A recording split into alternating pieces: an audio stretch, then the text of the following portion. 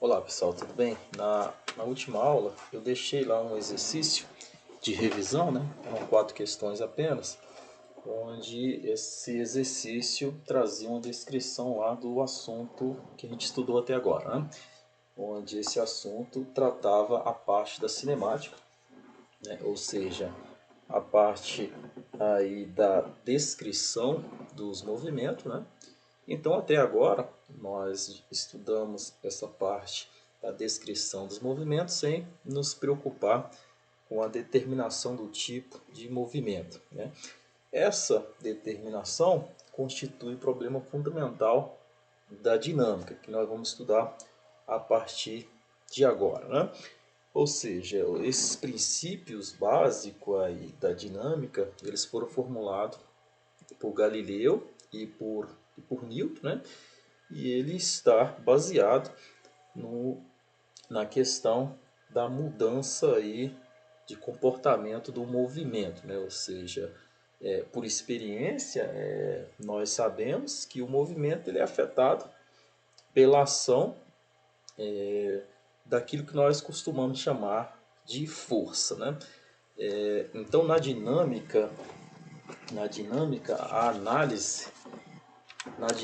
análise aí das forças que os corpos exercem entre si é relacionada às variações ocorridas no movimento de um corpo e as forças que atuam sobre ele, né? Então ela descreve o fenômeno utilizando aí as 3 leis do movimento ou as 3 leis de Newton, né? Então, enquanto é possível se ter uma intuição da ação de uma força empurrando ou puxando, como a exercida pelos músculos ou pela distensão aí de uma fita ou de uma mola, as leis de Newton permitem aí refinar a compreensão destas forças, né? Ou seja, lá no livro Principia, que Isaac Newton escreveu, ele define a força, né, como sendo um poder de resistir, pela qual todo o corpo continua em seu estado presente, seja ele de repouso ou de movimento uniforme, numa linha reta, ou seja, uma força impressa é uma ação exercida sobre um corpo de forma a mudar o seu estado, seja de repouso ou de movimento uniforme numa linha reta, né? E são definições dadas por Newton lá no livro Princípio dele, ou seja, intuitivamente, a força ela tem o poder de deformar os objetos e mudar aí o estado de movimento do corpo, né? E ela pode ser medida de conforme um padrão, né? Que a gente vai ver mais para frente como a gente consegue medir esta força, né? Outra grandeza que a dinâmica traz, bem conceituada, é o conceito de massa, né? Massa nada mais é do que uma grandeza intrínseca da matéria, ou seja, massa é a quantidade de matéria, né? Definida também lá no livro Princípio de Isaac Newton, ele diz que a quantidade de matéria é a medida da mesma, proveniente conjuntamente de suas densidades e volume, né? Para medir essa massa também, essa grandeza, também é intuitivo, né? Ou seja, imagina que você tem 2 blocos exatamente de mesmo volume, mesmas dimensões, né? Só que um de isopor e outro de chumbo, e você aplica uma forças iguais, né? nesses blocos aqui. Você vai observar que o chumbo ele vai adquirir no movimento uma aceleração menor do que a do isopor, ou seja, o chumbo ele tem maior resistência à aceleração do que o isopor. Consequentemente, nós podemos afirmar que a massa do chumbo é maior que a massa do isopor, ou seja, maior resistência para aceleração, maior massa, né? E é assim que a gente consegue, então, intuitivamente definir aí ou quantificar a massa, né? Medir a massa. Então, o efeito aí da dinâmica é de mudar o estado de movimento da partícula. Isso é descrito pelas leis de Newton, né? Pelas leis descritas aí por Isaac Newton. Então, antes da gente começar a descrever essas leis, observa esse exemplo aqui. Né? Esse exemplo aqui num parque de diversão, né, na montanha russa. Nós temos aqui os carrinhos conectados, né? Vários carrinhos conectados, descendo essa montanha russa aqui. Né? Quem já andou disso aqui deve lembrar que isso dá uma sensação de adrenalina, de perigo, né? Tanto para quem está no primeiro, ou no último, ou no meio, né? Não importa onde você estiver, as sensações elas vão variando aí, né? Tem pessoas que gostam mais de estar no primeiro carrinho, porque quer ser a primeira a fazer esse mergulho aí no abismo, né? Ou seja, na hora que ele desce essa montanha. Tem outros que preferem o último carrinho, porque dá uma sensação de perigo maior, né?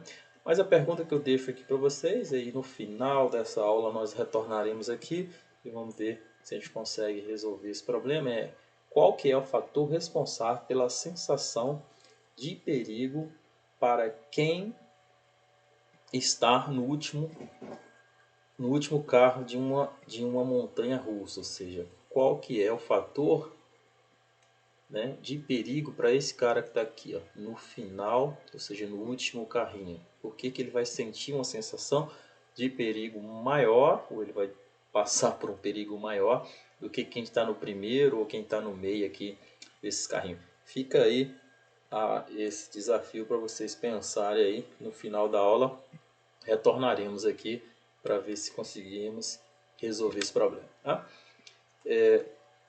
Então, nós temos aí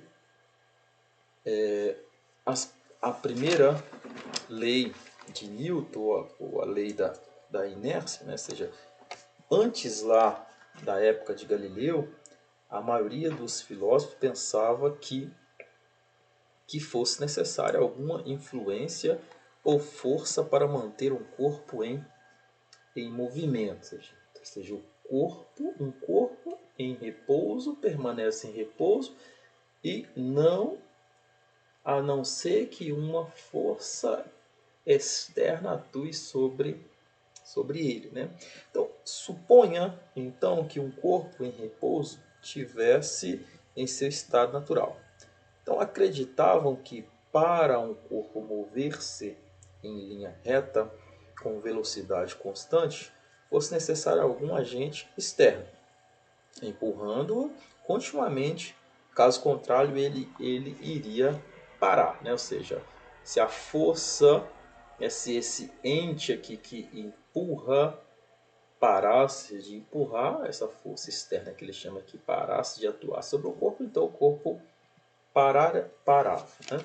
Essa era a intuição que tinham antes. Então foi difícil provar o contrário, para a necessidade de livrar aí o corpo de certa influência, né? Como, por exemplo, o atrito, estudando o movimento de corpos em superfícies. Cada vez mais, Plano Elisa Galileu afirmou ser aí necessária uma força para modificar a velocidade de um corpo, mas nenhuma força é exercida para manter essa velocidade constante. Ou seja, um corpo em movimento continua em movimento com rapidez, ou seja, velocidade constante, em linha reta, a não ser que uma força externa atue sobre ele. Ou seja, baseado nestes conhecimentos, Newton anunciou a sua primeira lei, ou seja, a lei da inércia. ela não faz distinção entre objeto em repouso ou em movimento com velocidade constante. E ela diz que um corpo tende a permanecer em repouso ou em movimento retilíneo uniforme quando a resultante das forças que atuam sobre si for nula, né? Quando a resultante das forças for nula. Ou seja, a, a lei da inércia, como eu disse, ela não faz distinção entre objeto em repouso ou em movimento com velocidade constante. Então, como que o corpo, então, como o corpo iria permanecer em movimento ou não, se não tivesse uma força atuando sobre ele, né? Então aí essa lei é baseada no que nós chamamos de referenciais inerciais, ou seja, se não há forças atuando sobre um corpo, qualquer referencial no qual a aceleração do corpo permanece zero é um referencial inercial. Ou seja, a primeira lei de Newton, ela não faz distinção entre um corpo em repouso e um corpo se movendo com velocidade constante, ou seja, não nula. O fato de um corpo permanecer em repouso ou em movimento com velocidade constante depende do sistema de referência em relação ao qual ele é observado, ou seja, um sistema de referência que se acelera em relação a um sistema inercial não é um sistema de referência inercial. Assim, a primeira lei de Newton fornece um critério para se determinar se um referencial é ou não inercial, né? Se ele é ou não inercial, ou seja, usando aí a primeira lei de Newton, o conceito de referenciais inerciais, podemos definir então uma força como uma influência externa ou ação sobre um corpo que provoca uma variação de velocidade do corpo, isto é, acelera o corpo em relação a um referencial inercial. Assim podemos testar se um referencial é inercial quando, na ausência de força, um corpo está em repouso ou em movimento retilíneo e uniforme, ou seja, de fato é conveniente associar a primeira lei de Newton a uma lei que define sistemas de referências inerciais. Se não existe forças atuando sobre um corpo, qualquer referencial em relação ao qual a aceleração do corpo permanece nula é um referencial inercial. Ou seja, então, a Terra é um bom referencial inercial? Sim ou não? Não, né? A Terra não é um bom referencial inercial, porque a Terra ela tem uma aceleração, né? Vamos determinar essa aceleração da Terra aqui. Ó. Imagina só a Terra, nós girando aqui em torno da Terra, né, com uma velocidade v qualquer, uma aceleração centrípeta nos empurrando para dentro da Terra. Né? A Terra tem um raio r qualquer, esse raio aqui em torno de 6.400 km, e o período de rotação da Terra é um dia, né? 24 horas. Né? Então, lembrando aí das aulas anteriores, qual que é a velocidade tangencial aqui? O comprimento, né? Ou seja, o círculo completo, seja 2πr, dividido pelo período. E a aceleração aqui, que é a aceleração que indica para o centro da Terra, aquela aceleração centrípeta, é v² sobre r. Né? Então, eu tenho lá então, que a minha velocidade é, substituindo os valores, 2πr, onde r é 6.400, fazendo essa substituição aqui, então eu tenho que a velocidade é em torno de 1.674 km por hora. Né? Transformando para metros por segundo, vai dar em torno aí de 465 metros por segundo. Né? Substituindo esse valor na aceleração aqui, então eu tenho que a minha aceleração, fazendo as contas aqui, a minha aceleração então vai dar em torno de 0,034 metros por segundo ao quadrado, ou seja, eu tenho uma aceleração em torno de 0,034 metros por segundo, ou seja, isso indica aí que a Terra não é um referencial inicial. Entretanto, o movimento de rotação da Terra em torno do eixo afeta muito pouco os movimentos usuais na escala de laboratório e na prática empregamos aí o laboratório como referencial inicial, como uma boa aproximação. Ou seja, o movimento de rotação ele pode ser descrito, nós vamos descrever ele mais para frente, né, nos próximos capítulos aí, né. Por outro lado, um referencial ligado às estrelas fixa é com excelente aproximação um referencial inicial. E é a esse tipo de referencial que nós referiremos em princípio daqui por diante, em toda a nossa aula. Né? Então, essa é a nossa primeira lei. A segunda lei de Newton, então, diz para nós agora a respeito aí dessa entidade força, né? Ou seja, vamos agora, a partir de agora, vamos definir a quantidade de movimento. A princípio, vamos definir a quantidade de movimento aí do objeto. Né? Antes, ou seja, a segunda lei de Newton diz para nós o seguinte, que a aceleração de um corpo é diretamente proporcional à força resultante, né? Que atua sobre ele e inverso da massa do corpo. E é constante de proporcionalidade. Ou seja, a massa é uma constante de proporcionalidade nesse quesito aqui. Ou seja, então, a força resultante é igual a massa vezes a aceleração. Ou seja, então a aceleração é força dividido por massa. Né? Onde a minha força resultante é o somatório de todas as forças que atuam no objeto. Ou seja, uma força resultante de 1 newton em uma massa de 1 kg, por exemplo, fornece uma aceleração de aproximadamente de 1 metro por segundo ao quadrado. Né? A unidade de força é newton, né? Onde é quilograma vezes metro por segundo ao quadrado. Então, quilograma metro por segundo ao quadrado. Isso significa a unidade de Newton. Nesse sistema fundamental aqui, quilograma metros por segundo ao quadrado. Né?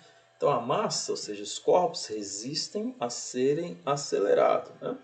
As massas é a resistência desses corpos acelerados, que nós vimos lá atrás do isopor e do chumbo. Quanto maior a massa, maior a resistência desse corpo ser acelerado. Então, essa propriedade intrínseca da matéria é chamada de massa do corpo.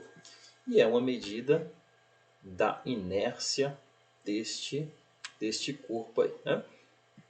Então, vamos agora definir a quantidade de movimento linear, que vamos chamar de P, quantidade linear de uma partícula definida como produto da massa vezes a velocidade.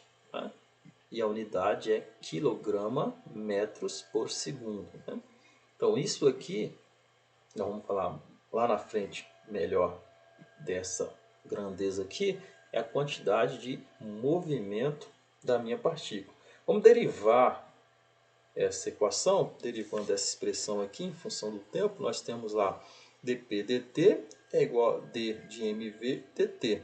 Considerando a massa constante, ela sai da derivada, então tem m dv dt, que é igual a massa de aceleração, que é a definição anterior que nós vimos, né? Ou seja, a força resultante é igual a dp dt, né? Ou seja, dp dt, ou seja, a força aqui, né, essa força aqui da segunda lei de Newton é a derivada do momento pelo tempo, né?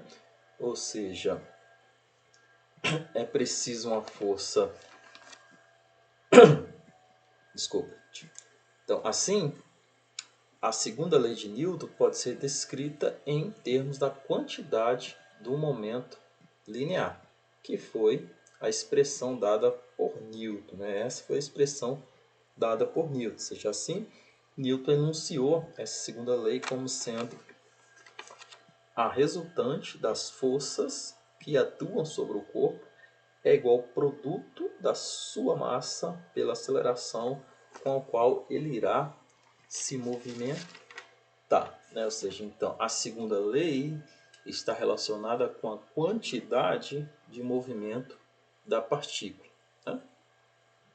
E a terceira lei de Newton, aí nós chamamos de lei da ação e reação, né?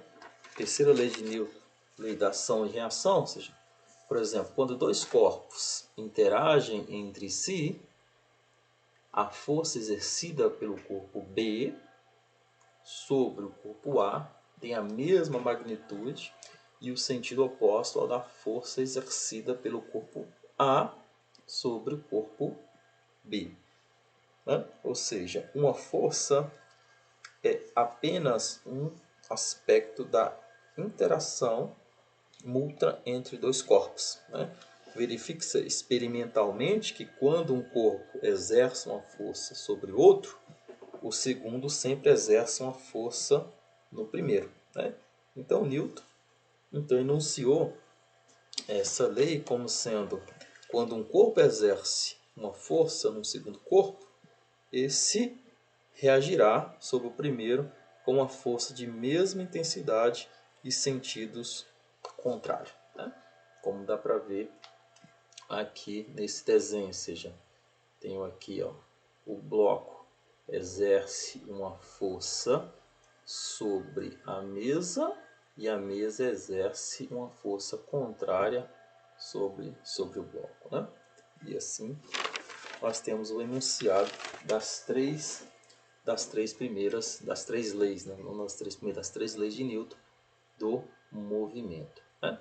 Então, as interações fundamentais da natureza, elas são baseadas nessas interações aqui, que são interação gravitacional, interação eletromagnética, interação fraca e interação forte. Ou seja, essas são as quatro blocos de força que nós encontramos na natureza, né? Ou seja, a gravitacional, interação de longo alcance entre as partículas, né, a distância, devido a duas massas através da gravidade, do gravitons, né?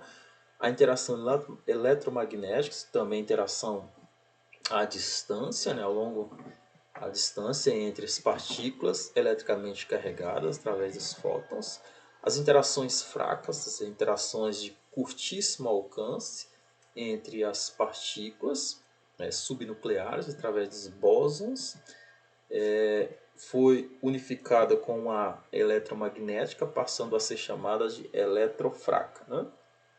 E as interações fortes, que é a interação de curto alcance entre hadrons, ou seja, quarks, né, que mantém unidas prótons e nêutrons, formando aí os núcleos atômicos através do mesons e do gluons, né? Ou seja, essas duas aqui, principalmente essa última aqui, a gente estuda lá em física de partícula, né?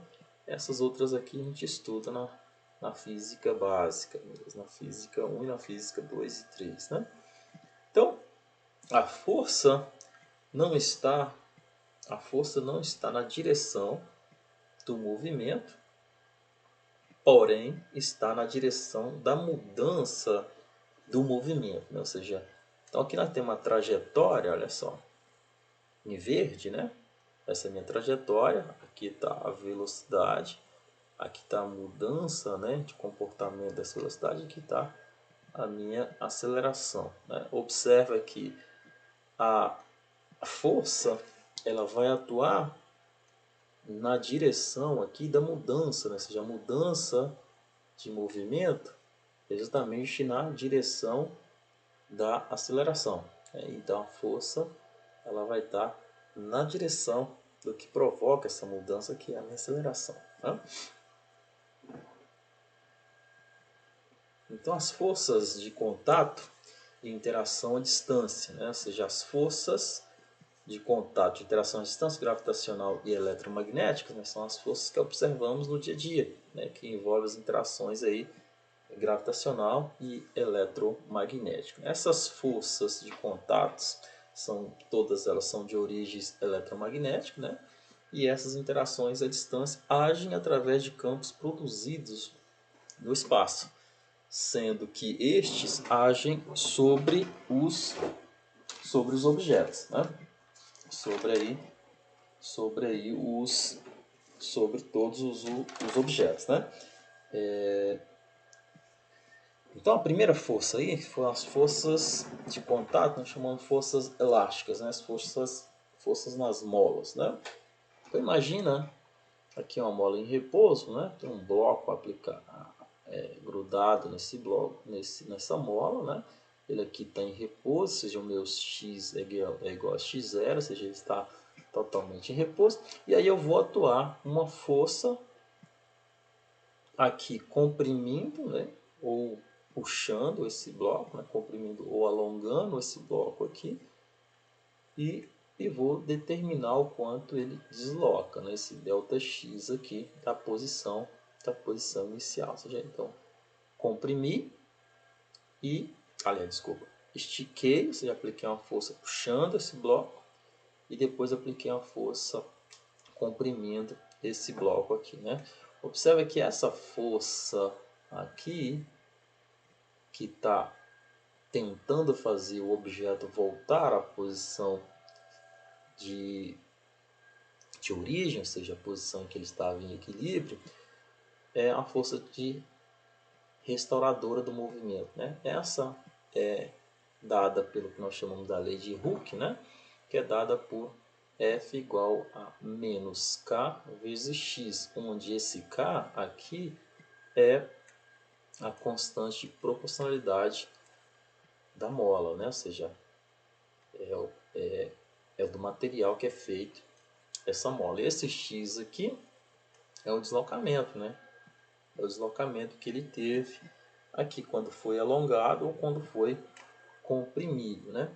Essas forças atuam em interações moleculares, né? Eles podem ser simuladas, né? E essas forças são elásticas, né? Dessas interações moleculares aqui.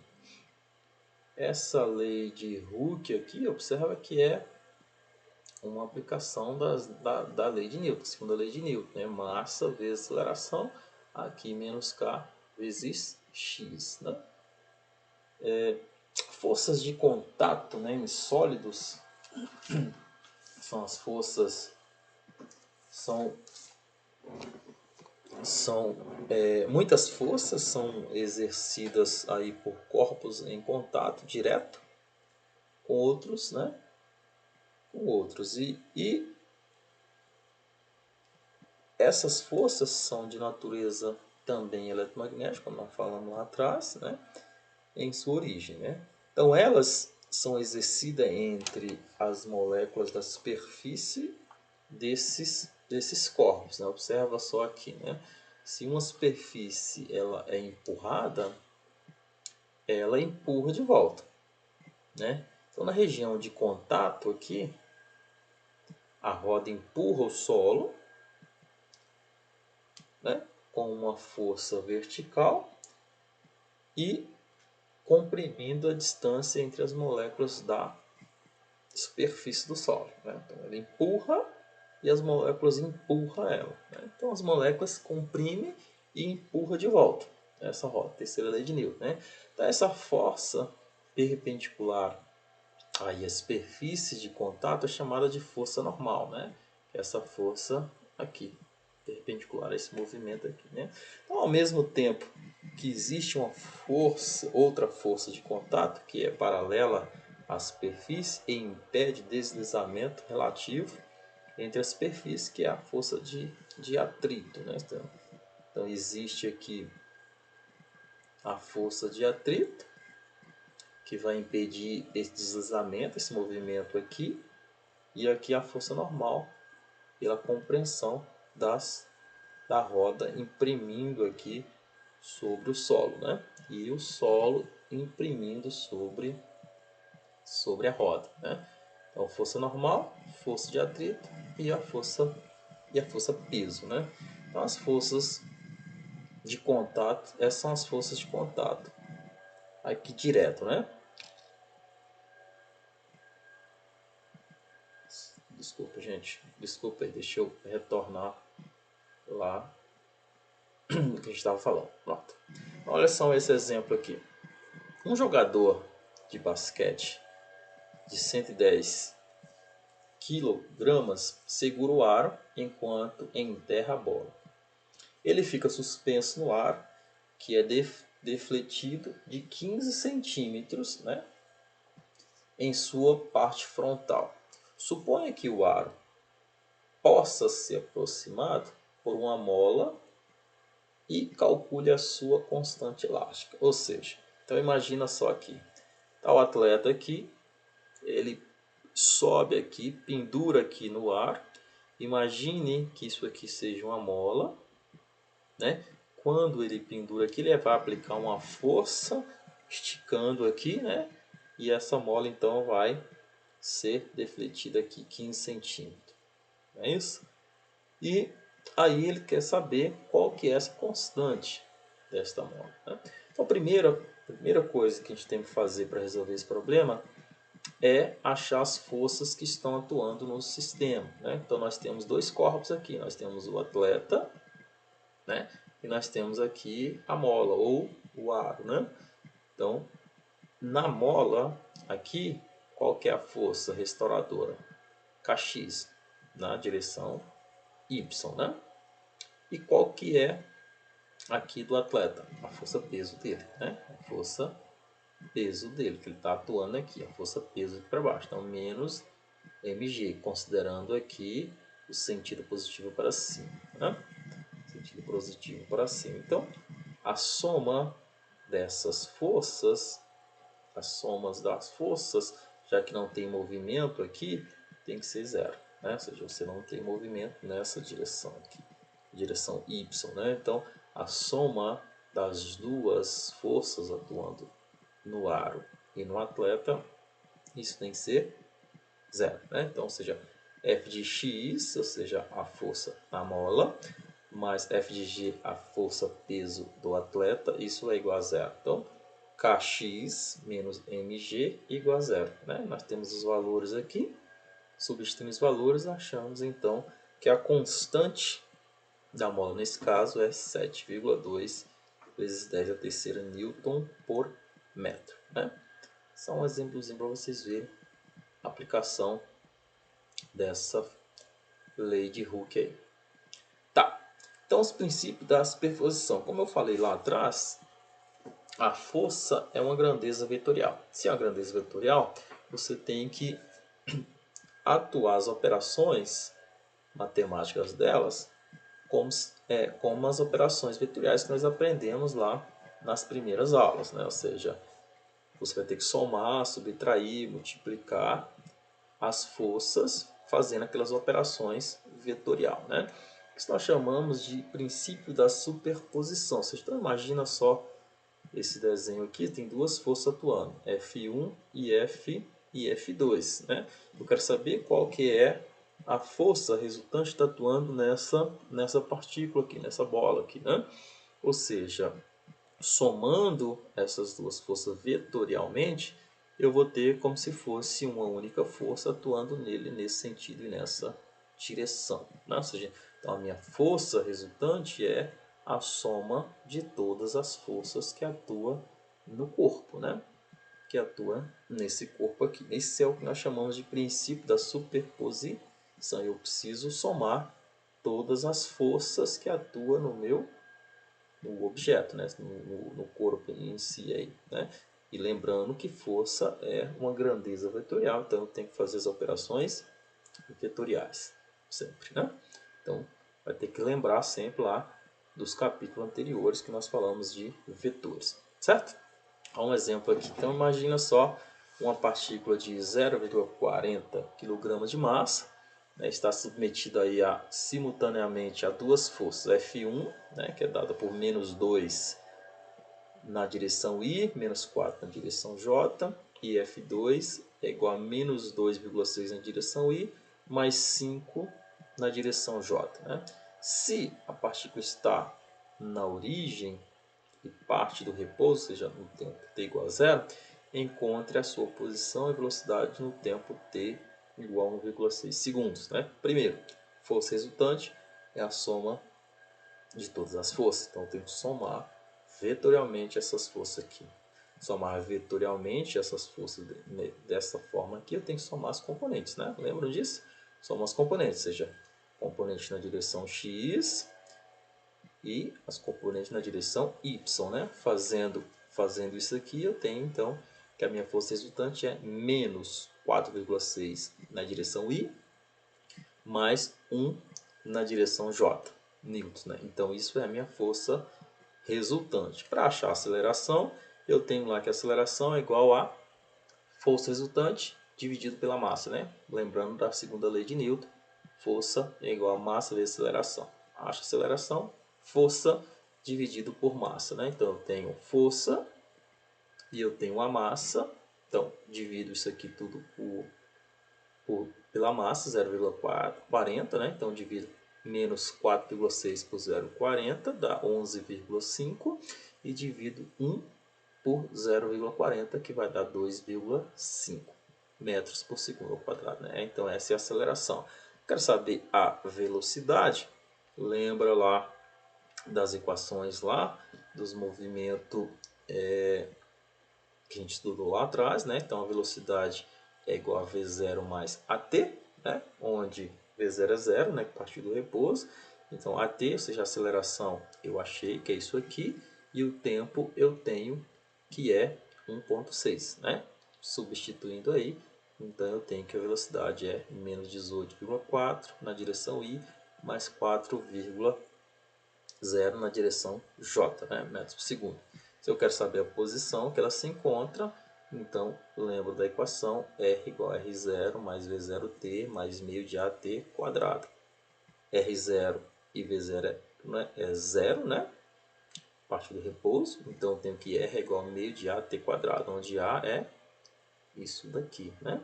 E T é 1,6. Substituindo e fazendo as operações, eu tenho que R então é 14,7 na direção I, mais 3,2 na direção J, né? Isso é, então, a posição, velocidade, aceleração e a força que atua nessa partícula nesse instante específico aqui, né? Então, bem simples, né? Só envolve aí as leis de Newton e as operações vetoriais que vocês têm que lembrar das aulas anteriores, certo? Tá. Outro exemplo aqui, nós vamos lá, imagina só, você está à deriva no espaço, afastando de sua nave, né? Porém você tem uma unidade de propulsão que fornece uma força constante por 3 segundos. Após 3 segundos você se move 2,25 metros. Se sua massa é 68 kg, encontre o valor da força. Encontre o valor da força aí. Imagina você aqui, né? Então imagine que o eixo, ó, x, y, né? E a força aqui que faz você movimentar, né? Nessa direção x aqui. Então eu quero saber o valor dessa dessa força aqui. Para achar o valor dessa força, eu preciso saber o que? Aceleração e a massa do corpo, especificamente aqui, né? Então, primeiro, eu tenho lá que a posição é x igual a x0 mais v0t mais meio de at quadrado, né? x0 é 0, v0 é 0, então eu tenho que x é igual a meio de at quadrado, né? Então, seja delta x igual a meio de at quadrado. Então, a vai ser igual a quem? A vai ser igual a 2 delta x sobre t ao quadrado, né? Quem que é delta x? 2,5, né? 2,5. E quem que é o tempo? 3 segundos, né? Então vai ficar 2 vezes 2,5 dividido por 3. Isso vai dar 0,5 metros por segundo. Então achei a aceleração. A força, então, vai ser igual a quem? Massa vezes aceleração na direção x, né? Direção y, ou seja, qual que é a massa? 68. Qual que é a aceleração? 0,5, né? Então, qual que é a força? Substituindo aí, fazendo as operações, eu tenho que a força é 34 newtons na direção x, né? Bem simples, observe que sempre você está lembrando das aulas anteriores, né? Isso é importantíssimo. Uma aula não substitui a outra, né? Ou seja, a aula que vocês viram ontem, vocês precisam dela para resolver o exercício hoje, né? Certo? Então vamos lá para mais um tipo de força, né? Ou seja, forças de contatos em fios, né? Ou seja, em fios são aquelas cordas, né? Aquelas cordas que amarram lá dois corpos, né? Ou que está amarrado em um corpo específico, está presa em um outro determinado corpo, né? Então, isso nós chamamos de fio, ou seja, geralmente essas cordas nós desprezamos a massa dela, né? Nesse momento, né? Em outras ocasiões, em outras situações mais específica e quando vocês adquirirem um pouco mais de conhecimento dessa parte da física, vocês vão começar a resolver problemas onde a massa desse fio importa, né? Nesse caso, nós desprezamos isso, né? Então isso são fios usados para puxar coisas, né? Seja uma corda, um fio, etc, né? Então podemos pensar em um fio como uma mola de constante elástica muito alta, ou seja, significa que ele não se alonga, né? Ou seja, o alongamento dele é desprezível, né? Esses fios são flexíveis e não servem para empurrar, né? Eles não conseguem empurrar, não são tão, não, eles são flexíveis, então não servem para você empurrar e não são rígidos, né? Então a magnitude da força aí que um segmento do fio exerce sobre outro é chamada de tensão, que vamos chamar de T, tá vendo aqui, ó? Então, tá aqui o Steven e o Paul sendo amarrado por um fio, né? Observa só que aqui tem um T1, ou seja, uma tensão no fio que está amarrado em Paul, e um T2 aqui, a tensão aqui é sobre aqui o fio que está amarrando o Paul, né? Observe esse outro exemplo aqui, ó.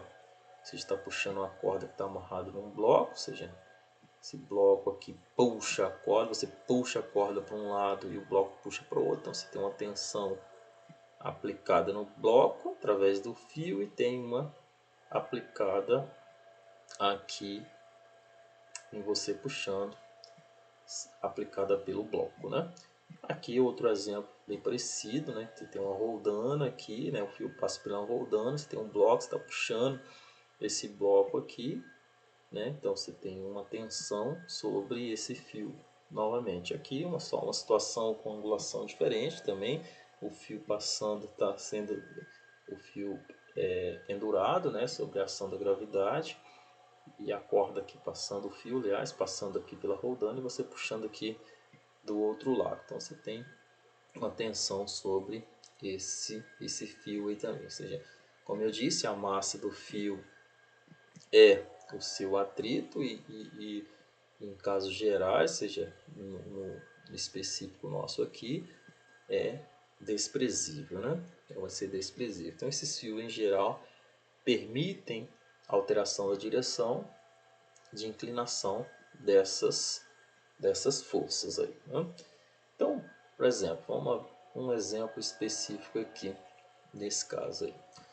Olha só, um trenó é puxado por uma força de 150 N aplicada com um ângulo de 25 graus em relação horizontal. Considere a massa do trenó 80 kg e que o atrito seja desprezível. Encontre a aceleração do trenó e a magnitude da força normal exercida pelo gelo sobre o trenó. Então está aqui a situação. Então você tem aqui um trenó sendo puxado por uma corda, né? Fazendo uma angulação, essa corda fazendo uma angulação aqui com a superfície de 25 graus. Então você precisa, eu quero saber qual que é a aceleração que esse trenó aí vai adquirir, né? Ou seja, enquanto a aceleração do trenó e a força normal exercida pelo gelo através do trenó. Então, primeira coisa, temos que fazer um diagrama de força do problema. Ou seja, tem aqui então o trenó e aí eu vou determinar todas as forças que estão atuando no trenó. Então tenho lá a força de contato, né, com a superfície. Nós vimos lá atrás, nós chamamos essa força de força normal, Fn. Temos a força peso do trenó e temos aqui a força de tensão na corda, né, que está puxando o trenó, né? Então nós temos essas três forças aí vetorialmente. Então, como ele está parado, então vetorialmente eu tenho que a força normal mais a força peso mais a tensão, isso é igual a zero, ou seja, ele não se movimenta, né? Então a soma vetorial dessas forças tem que ser igual a zero. Fazendo jogando essas forças no plano cartesiano, eu tenho lá, observa só, x, y, né? Jogando essas forças aqui, observa só que a força normal vai estar sobre o y, a força peso também está sobre o y na direção contrária, né? E a força de tensão ele está com a inclinação aqui no plano, né? Então essa força vai ter duas componentes, x e a componente y, né? Nós já aprendemos a fazer essa decomposição de vetores lá atrás. Nós decompondo esse vetor tensão aqui em x, eu tenho que a minha tx é igual a t cosseno de θ e a minha ty é t seno de θ, né? Então, agora eu separo as forças na direção x e na direção y, né? Determinando a força na direção y, eu tenho lá aqui o quê? Que é a força normal menos a força peso, né? Ou seja, a força normal menos a força peso, mais t seno de θ, ou seja, seno de 25 graus, né?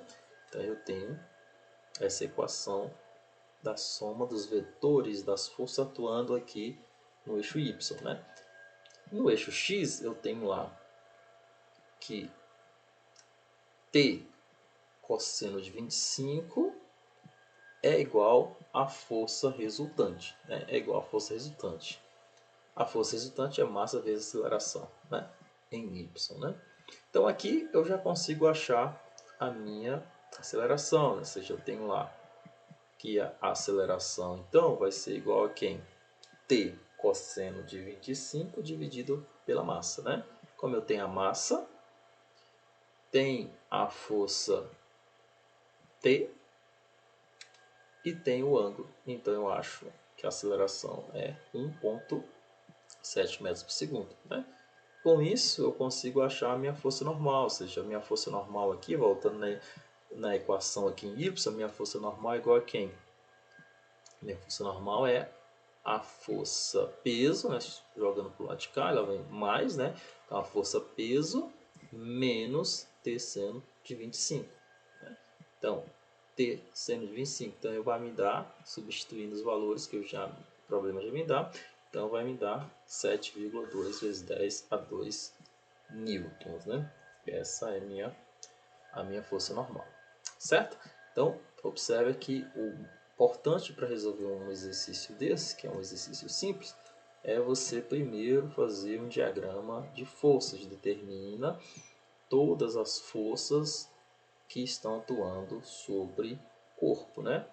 E depois jogue essas forças no eixo cartesiano, né? E aí você consegue determinar então as forças na direção x e na direção y e fazer o somatório vetorial dessas forças, certo? Mais um exemplo para vocês aqui.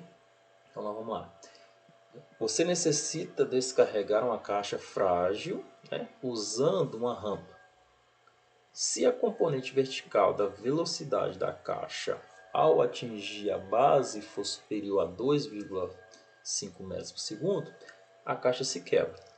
Qual é o maior ângulo que permite um descarregamento seguro? A rampa tem 1 metro de altura, né? Então, aqui está a rampa do problema, né? Então você está aqui uma rampa, o bloco, você quer descer esse bloco para cá, então ele vai descer para cá com a velocidade aqui, né? E aqui está o bloco. Então, primeira coisa, novamente, fazer um diagrama de força, né? Essa aqui é um problema tipicamente que nós chamamos de plano inclinado, né? Você já observa um plano inclinado. Então, o que eu vou fazer? Eu vou determinar as forças que está atuando sobre esse bloco, como a gente fez lá atrás. Ou seja, eu vou fazer um diagrama de força. Primeiro, eu tenho uma força normal e tenho a força peso. São só essas duas forças que estão atuando aí no corpo, né? Agora eu vou jogar essas forças no meu eixo cartesiano, né?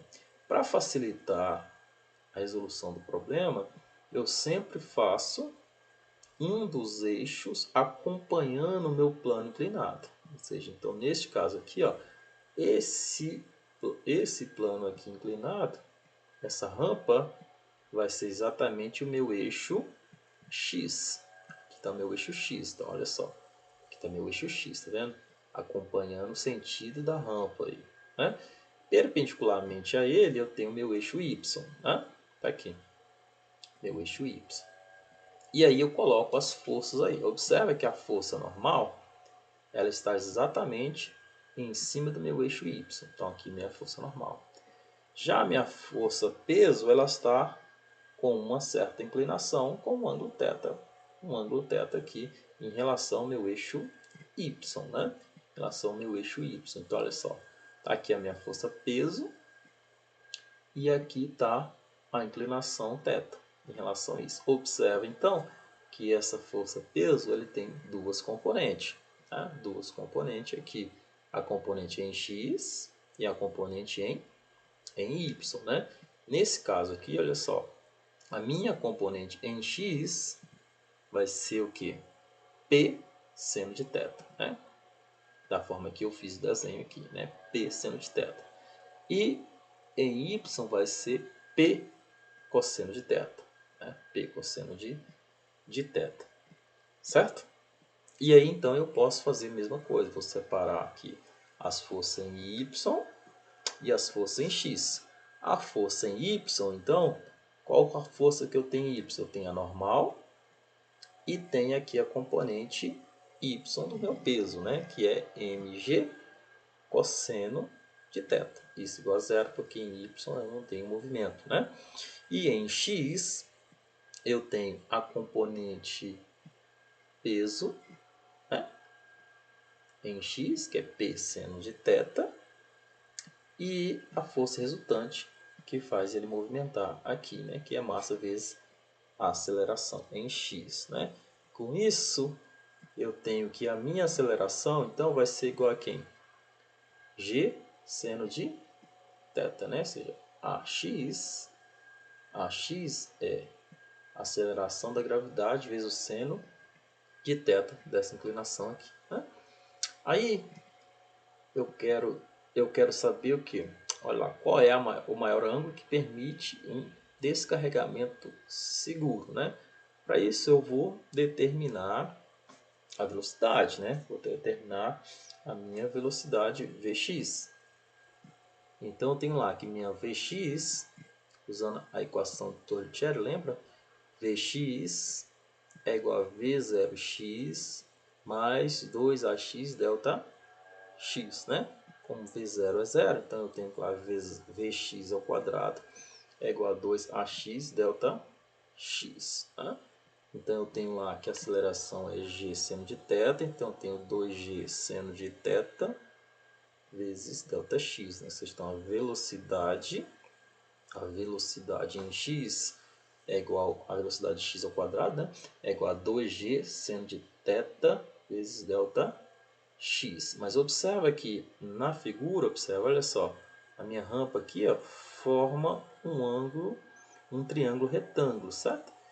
Essa altura h aqui, ó, a altura da rampa, ela vai ser igual a quem? Ela vai ser exatamente igual ao seno deste ângulo, né, vezes o meu Δx. O meu Δx aqui, que é o deslocamento total aqui, né? Ou seja, lembrando lá da trigonometria, ou seja, essa rampa aqui é o lado maior do meu triângulo retângulo, né? Então nós chamamos de hipotenusa. Esse aqui é o cateto oposto a esse ângulo aqui, né? Então, que é o h. Então fica seno de θ é igual a h vezes Δx, né? Então, h é igual a quem? Δx vezes seno de θ. Ou seja, então seno de θ vezes Δx é igual a h, que é igual a essa altura aqui. Ou seja, Vx, né, ou seja, a velocidade em x, é igual a raiz quadrada de 2gh, né? 2gh, lembrando que h é igual a 1 metro, né?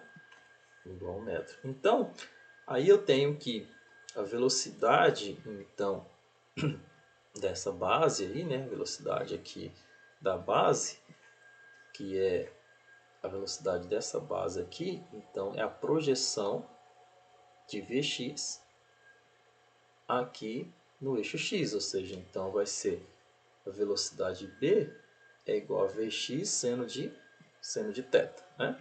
Seno de θ, que é essa velocidade aqui, ó. Essa velocidade da base aqui, ó. Essa velocidade ao atingir a base aqui, né? Esse Vb aqui é exatamente essa velocidade ao atingir a base. Então, a Vb é igual a V0 seno de θ, ou seja, né? Que é Vx, aliás, é igual a quem? Raiz quadrada de 2gh. Então, fica que Vb é igual a raiz quadrada de 2gh vezes seno de θ, né? Então, θ vai ser igual a quem? Vb dividido por raiz quadrada de 2gh, né? Então, θ vai ser igual ao arcosseno de Vb sobre raiz quadrada de 2gh, né? Substituindo esses valores que nós já temos aqui, né? 2g 9,8 h igual a 1. E aí eu tenho então que o θ máximo então vai ser 34,4 graus, certo? Bem simples também, mais uma vez, fica a dica, faça antes de resolver o problema, determine todas as forças que atuam sobre o bloco, jogue essas forças no plano cartesiano e separe os eixos x e y, as forças que estão em cada um desses eixos aí, né? Aí você começa a resolver o problema e lembra aí das equações que envolve no problema. Observa aqui que a gente está usando, ó, teve que lembrar lá das equações do movimento, lá atrás, né? Lá atrás, a equação de Torricelli, né? E aí a gente consegue então resolver o problema com facilidade, né? Outro exemplo aqui interessante é de um pêndulo físico, né? Observa só, enquanto seu avião rola na pista, você decide determinar sua aceleração, tomando o seu ioiô, 40 gramas aproximadamente, né? E vendo que suspenso o cordão faz um ângulo de 22 graus com a vertical, mais ou menos isso aqui, né? Então, você solta ele lá, ele vai fazer um ângulo aqui θ de 22 graus, né? 22 graus aqui, né? Então, mais uma vez, vai lá, determine as forças que está no objeto, ou seja, na partícula em si, no caso do ioiô aqui, né? E desenhe as forças todas que estão atuando nela, né? Aí o problema aqui é saber o que? Qual que é a aceleração do avião, né? Ele quer saber a aceleração do avião e qual que é a tensão no cordão, né? Então você está lá, qual que são as forças que está atuando aqui? Tem uma tensão, né? Está puxando aqui e tem um peso está atuando aqui, né? Então são essas duas forças, tensão e peso. Fazendo um eixo cartesiano, olha só, x, y, eu tenho lá a tensão inclinada aqui 20 graus, né? 22 graus, que é θ, e peso eu posso colocar aqui exatamente sobre o eixo, né? Sobre o eixo y, né? Então observa que a tensão, mais uma vez, ela está sendo propagada em x e em y, então ela vai ter componente em x e componente em y. Observa que nesse caso aqui, ó, qual que é a componente tx? T seno θ. E qual que é a componente ty? T cosseno θ, né?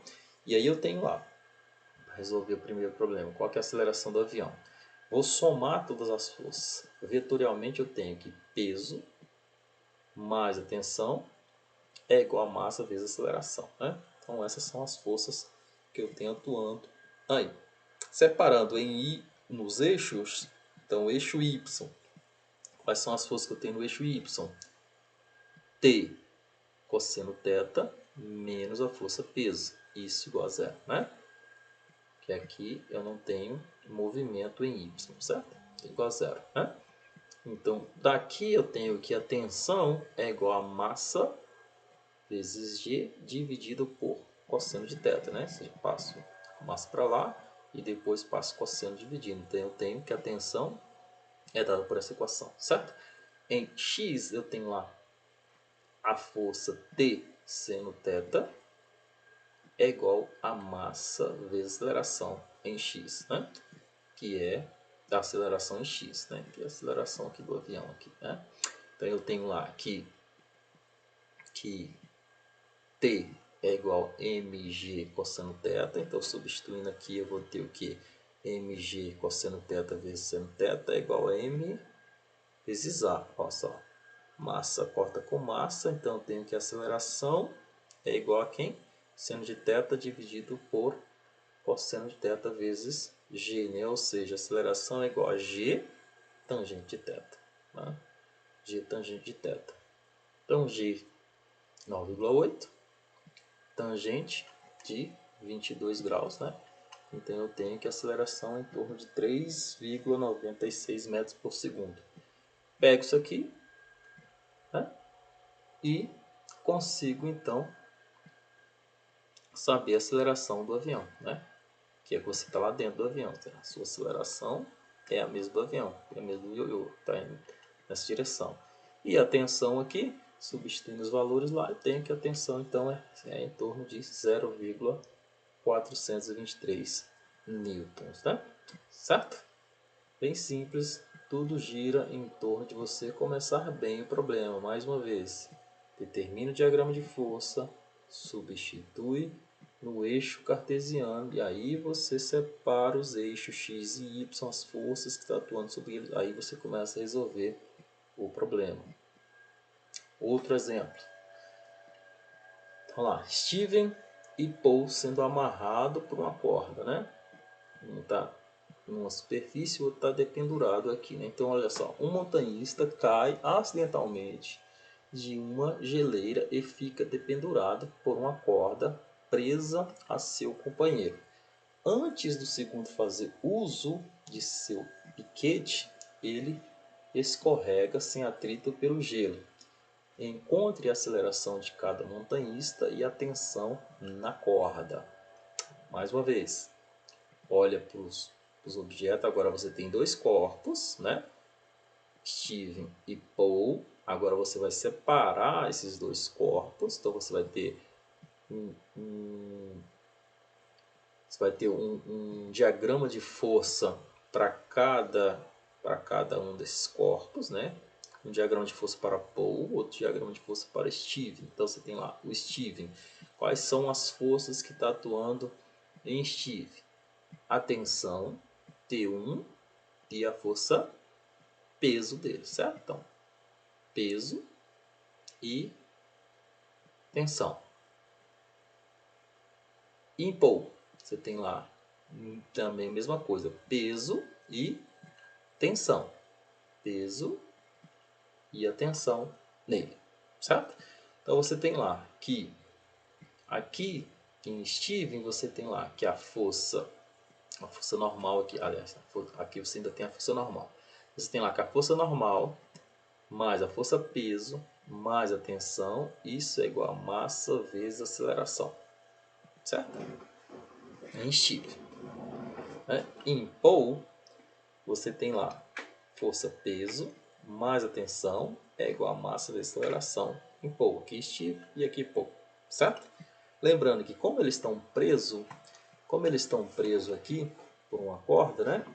Como eles estão presos aqui por uma corda, se a corda que prende Steve é a mesma que prende Paul, então, se você imaginar eles dois junto, como se fosse um único bloco, então significa que a aceleração de Steven é a mesma aceleração de Paul, né? Ou seja, então vamos chamar isso tudo aceleração de Steven com a aceleração de Paul, que é igual a uma aceleração A, né? E as tensões sobre as cordas é um par de ação e reação, ou seja, um módulo de T1 é igual ao módulo de T2, que é igual a um T qualquer, ou seja, a terceira lei de Newton aqui, né? Sendo assim, vamos separar essas forças em X e em Y, né?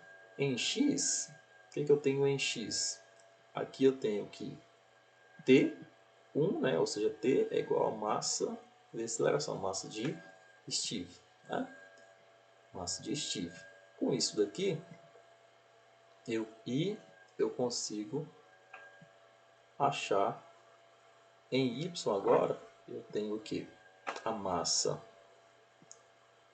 de Paul, é o peso de Paul, menos a tensão, é igual a massa de Paul vezes aceleração, né? Onde, somando essas duas equações, eu consigo então achar que a aceleração, ou seja, se a tensão aqui é massa vezes A, né? Então eu tenho que a aceleração, esse A aqui, vai ser igual a massa de Paul dividido pela massa de Steve mais a massa de Paul vezes a aceleração da gravidade, né? Resolvendo só, somando essas duas equações aqui, né? E a tensão é só pegar essa aceleração e substituir aqui. Fazendo isso, eu tenho que a massa de Steve vezes a massa de Paul dividido pela massa de Steve mais a massa de Paul vezes a aceleração da gravidade, né? Então eu tenho as duas acelerações, a aceleração e a tensão nessas cordas. Então observa que esse problema aqui é bem parecido com os anteriores, mas aqui eu tenho dois corpos, né? Aí eu vou ter dois diagramas de força, um para cada corpo, né? Um para cada corpo. Faço então as equações de cada corpo e somo essas equações que vai me dar a resultante de tudo isso, né? Lembra, soma vetorial, certo? Mais um exemplo aqui, bem parecido com o anterior, só que agora a gente está colocando uma inclinação. Então lá, um montanhista cai acidentalmente de uma geleira e fica dependurado por uma corda presa a seu companheiro. Antes do segundo fazer uso de seu piquete, ele escorrega sem atrito pelo gelo. Encontre a aceleração de cada montanhista e a tensão da corda. Mesma situação. Aqui nós temos então o Sérgio e aqui nós temos o Paulo, né? Olha só, observa que agora a montanha tem uma inclinação θ. Tá? Tem inclinação θ aqui, né? Então temos lá, para Sérgio, olha só, quais são as forças que tem em Sérgio?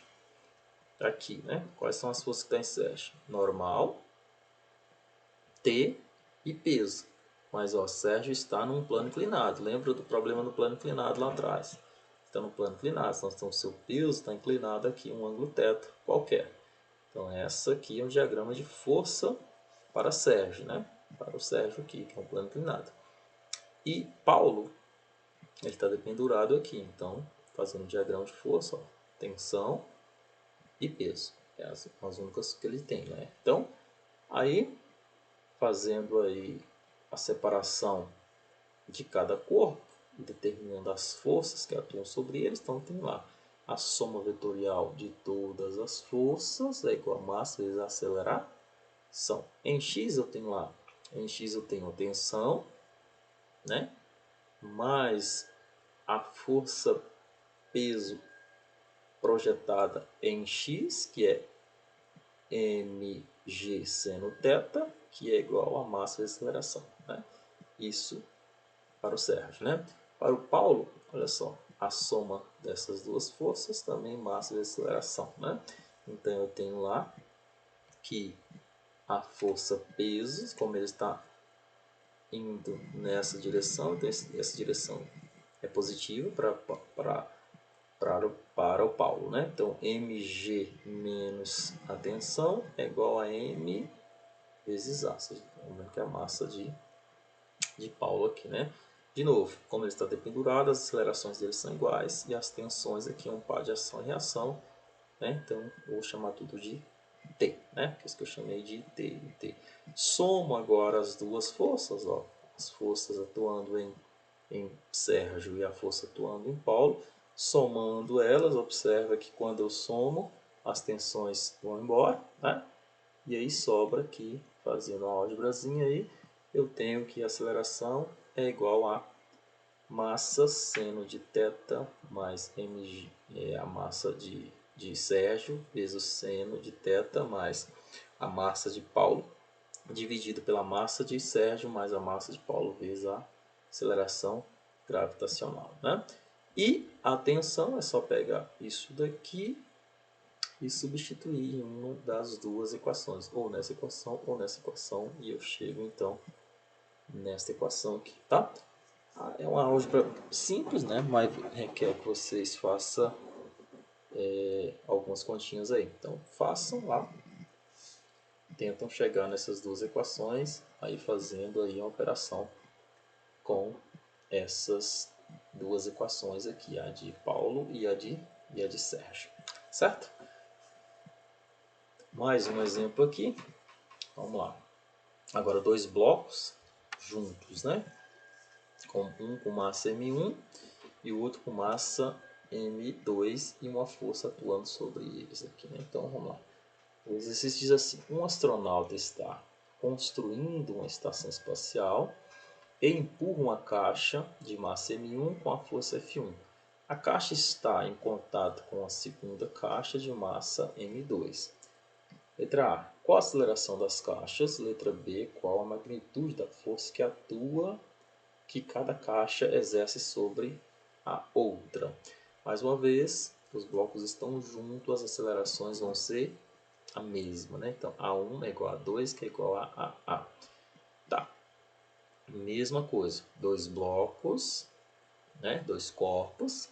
Separo os dois corpos e faço o diagrama de força nesses dois corpos. Então, tenho lá o bloco 1, eu tenho a força que o bloco 2 exerce no bloco 1.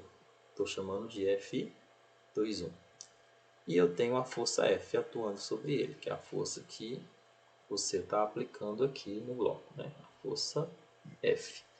E no bloco 2 eu tenho a força que o bloco 1 exerce sobre ele, que é a força que eu estou chamando de F12, né? Lembrando que a força F12 e F21 é um par de ação e reação, certo? Então eu posso dizer que o módulo delas são iguais e eu vou chamar isso tudo de força F12, né? Então, separando as forças para a caixa 1, né? Eu tenho lá que é F mais F12 é igual a massa 1 vezes aceleração 1, né?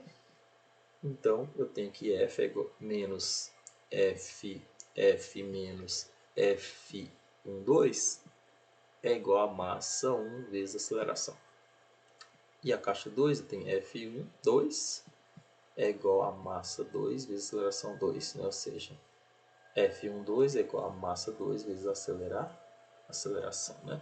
Somando essas duas equações, ou seja, essa equação com essa equação, observa que F12 e F12 são forças iguais, o par de ação e reação, elas se cancelam, sobrou então que a força é igual a quem? É igual a massa 1 vezes a aceleração, mais a massa 2 vezes a aceleração, ou seja, a aceleração então vai ser igual a F dividido por a soma das massas, M1 mais M2, né? Então essa é a aceleração. Quero saber qual que é essa força aqui. Volto aqui e substituo o valor da aceleração aqui. Então fica aqui a força F1, 2 é igual a M2 dividido por M1 mais M2 vezes F, né? Certo? Então, mais uma vez, olha só, para facilitar a vida, para a resolução desses problemas, faça primeiro o diagrama de força, né? Separe os blocos, desenhe as forças que exercem cada bloco e aí depois você começa a operar, certo? Tá. Voltando ao nosso exemplo inicial, né, da montanha russa lá, né? Então, qual que é o fator responsável pela sensação de perigo para alguém que está no último carro de uma montanha russa, né? Olha só, vamos imaginar uma situação desse jeito. Vamos fazer os diagramas de força, né, Célis? Você já observa aqui essa primeira situação, quando o primeiro carrinho começa a descer a rampa, né? Ou seja, essa rampa está uma inclinação θ qualquer.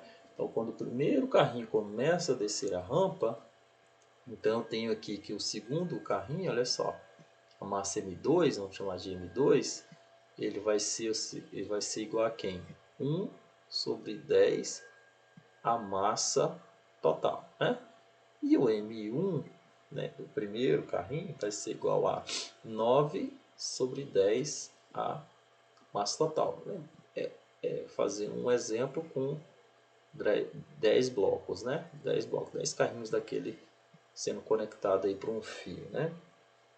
Isso na primeira situação. Ou seja, fazendo aqui então o diagrama de força aqui, então eu vou ter muito parecido com aquele desenho lá do montanhista, né? Que estava um dependurado e o outro aqui em cima da rampa, né? Só que aqui os dois estão em cima da rampa. Um está em cima da rampa deslizando, o outro está aqui numa rampa plana, né? Então eu tenho lá uma tensão em X, né? E aqui eu tenho essa mesma tensão puxando ele, e tem aqui o peso puxando aqui para baixo, né? Que é a força peso aqui, que é inclinada, né? Observa o plano inclinado, como a gente viu lá atrás, então fica 1 sobre 10 mg seno de θ no eixo aqui, né? E a situação agora que todos os blocos já desceram, todos os carrinhos já desceu, agora falta só o último carrinho, né?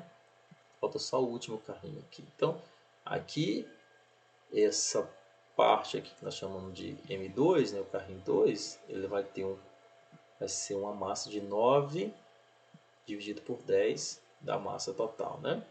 E o último carrinho aqui que está faltando descer é 1 sobre 10 da massa total, né?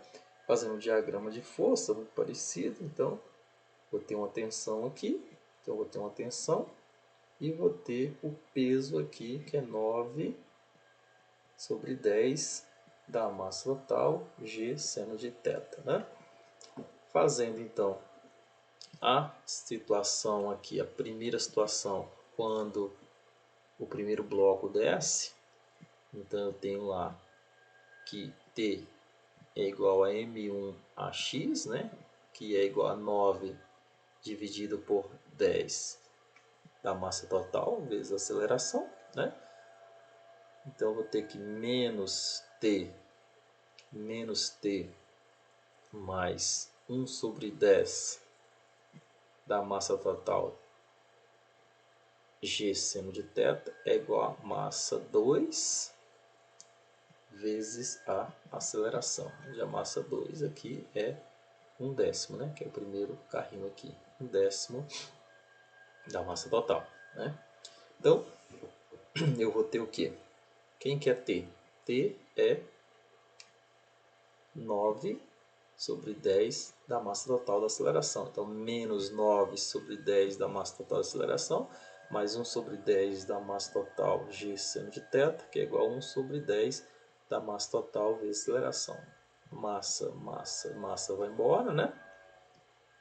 Passa esse cara para cá, né, onde está só a aceleração. Então, vai ficar isolando a aceleração. Vou ter que a aceleração é igual a 1 sobre 10 G seno θ. Né? Essa é a aceleração.